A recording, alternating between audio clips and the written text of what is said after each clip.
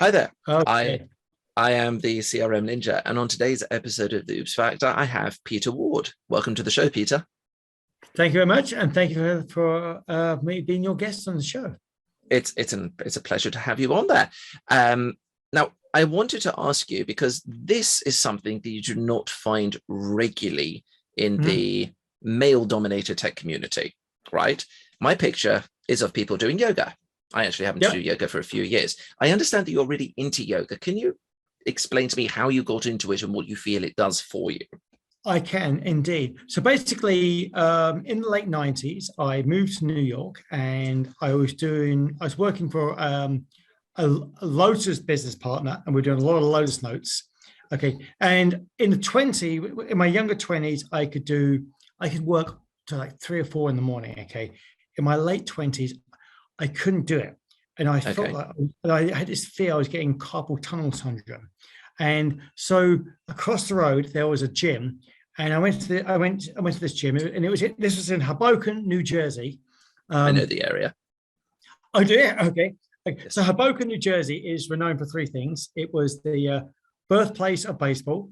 Has more bars per square mile than any other city in America, and the birthplace of Frank Sinatra. So I go to this like gym called Tropical Shade on Washington Street, and I know they have yoga there. So I kind of like really got into that, and that was really for the flexibility.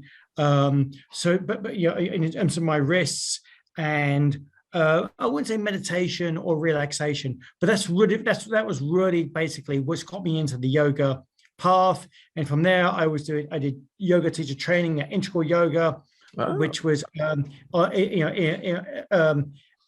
the Soho area in Manhattan, and that was where some guru who opened up the first vegetarian restaurant, first vegetarian store in the in New York City. And that's really got me onto my path on the whole yoga. So that's basically how I did that. And that's really what I do a couple of times a week.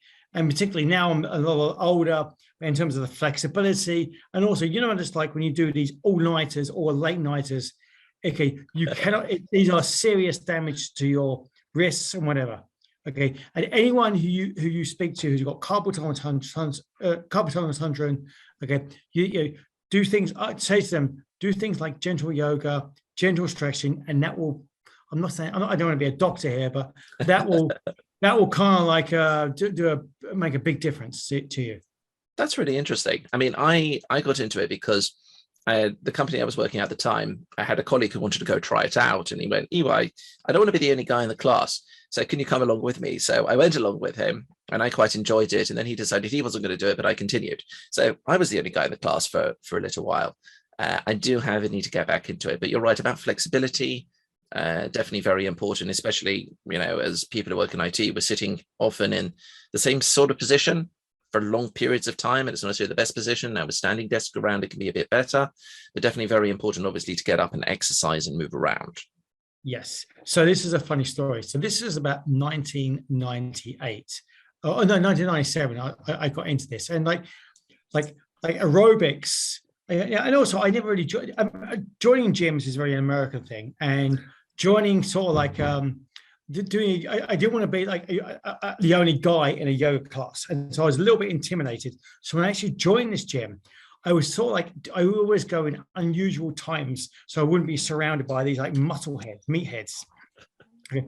So it came to the yoga, and I thought I really need to get into this. So Okay. I spoke to this guy. I said, "So are the yoga classes? Do you have like male and female classes?"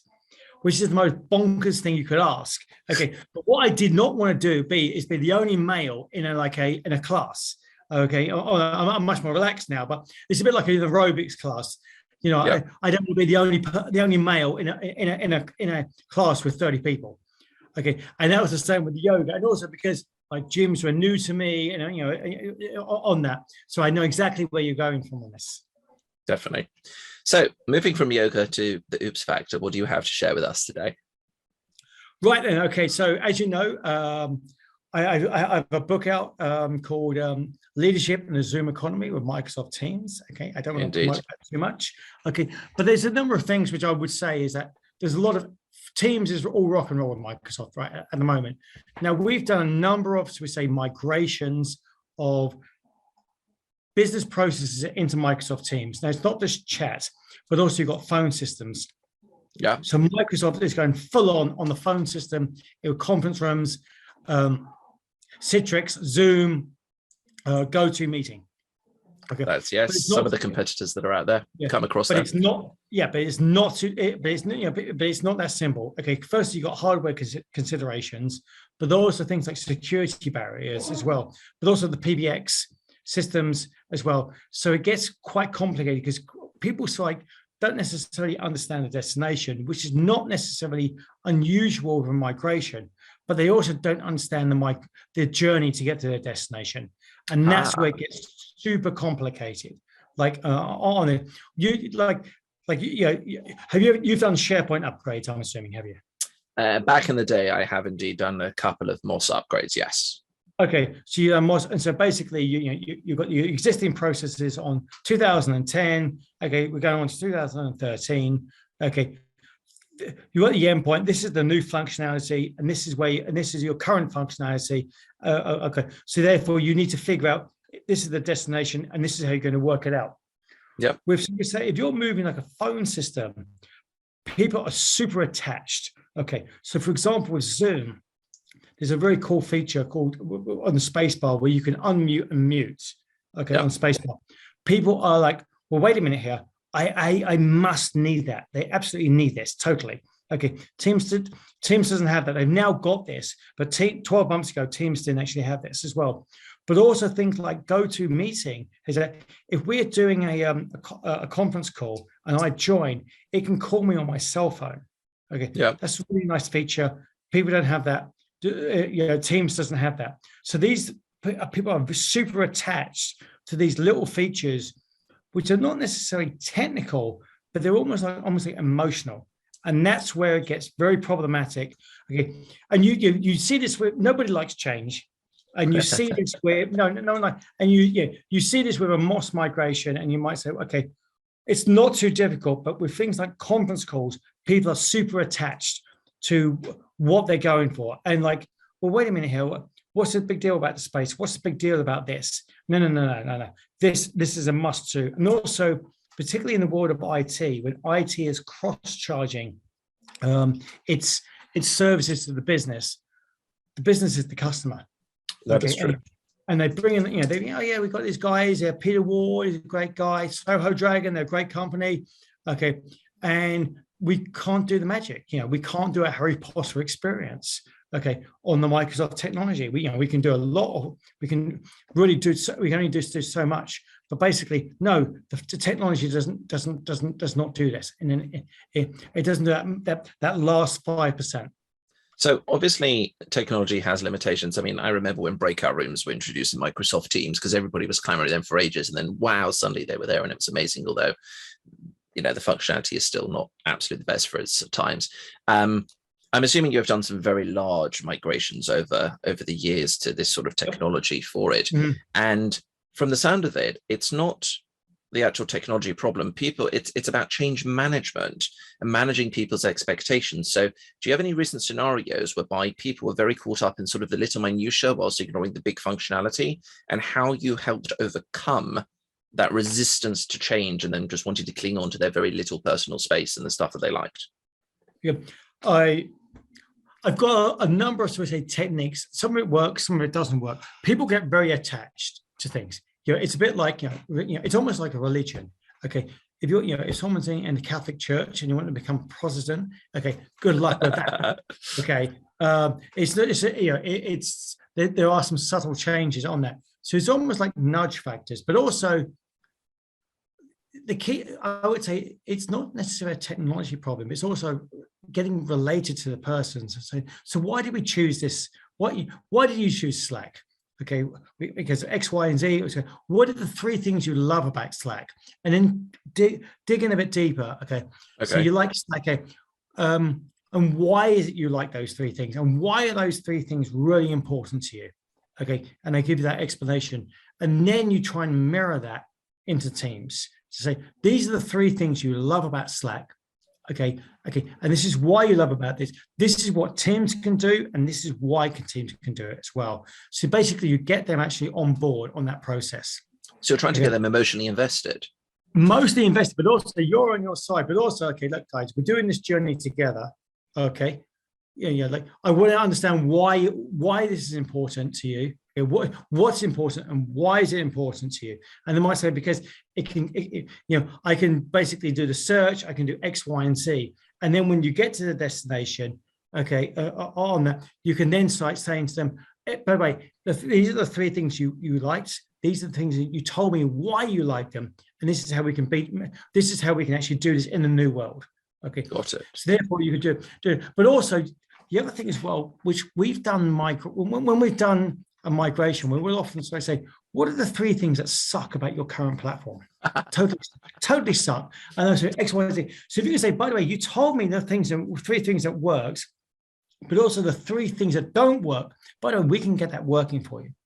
So you're really coming at it from both angles. You're saying, what are the three things you love? And you're trying to correspond those into new technology. And obviously, in this case, it's Teams, but it could be any technology after all. Totally. But you're coming at it from the total flip side of it, which is which are the three major pain points? And then you say, well, we can deal with those pain points. So really, it's appealing to different sides, even if the new technology is not going to necessarily have that wow factor or have all of those little bits from the sound of it. If you can get rid of the pain points, they might accept that as a slight limitation because they just really hate those pain points, right? Yeah, but very much so on that. The other thing as well, you notice I use these questions like three. If you start saying, what don't you like? People can't like, well, I'm not too sure. But if you define it in three, suddenly they realize that they don't need to overthink the whole thing. You remind me, I worked with a consultancy firm some years ago, and whenever they put a pitch forward, they always had three items, and the preferred item was displayed in the middle. It wasn't it wasn't on the left, or it wasn't on the right, it was in the middle, or the top or the bottom. It was in the middle. And they said, because we can talk about three items, and you pick the middle one, you put the one that's too extreme, the one that's not extreme enough, and then you put just the one right in the middle, and the customer will always go for that one, which was a very interesting philosophy. Three definitely seems to be a rule of thumb in these sort of things. Well, yes. Well, yeah. Well, I suppose that's right, because people don't want to overthink it, and also you don't want to give me one thing, because normally you kind of like want an open-ended question. So therefore, there's a conversation. Okay, and when there's a conversation, people start revealing things that they like and that they don't like. Yep. You really get to know what the problem is, or why they're so attached to this whole to the current solution. Yep. No, that makes absolute sense. So going back to the two ways of doing it, either you promote the wow factors and the new technology has it, or you ask them what are the pain factors and you point out the new technology doesn't. Obviously, the traditional consulting term, it depends, comes into mind, but which one would you say you generally overall have more success with? Is it saying the stuff that they love and that you can do it in the new thing as well? Or is it saying the pain points that you have are not going to be there? Well, sometimes, I know I'm not answering your question here as well. That's fine. Sometimes, okay. So basically, you're the guy who's the stakeholder of the platform, and IT, or there's an external factor to say we need to move into a new move into a new world. Okay, so you need to identify. You need to say, okay, we've been brought in. This is your core challenge. This is the core challenge to replicate all of the functionality in your current platform into the new one. Okay, so you get them on board on that, and says like, I'm trying to work with you on this. And by the way, the decision, the stakeholder or the CFO or the person with the money is telling us we need to move into the new world. This is the core challenge.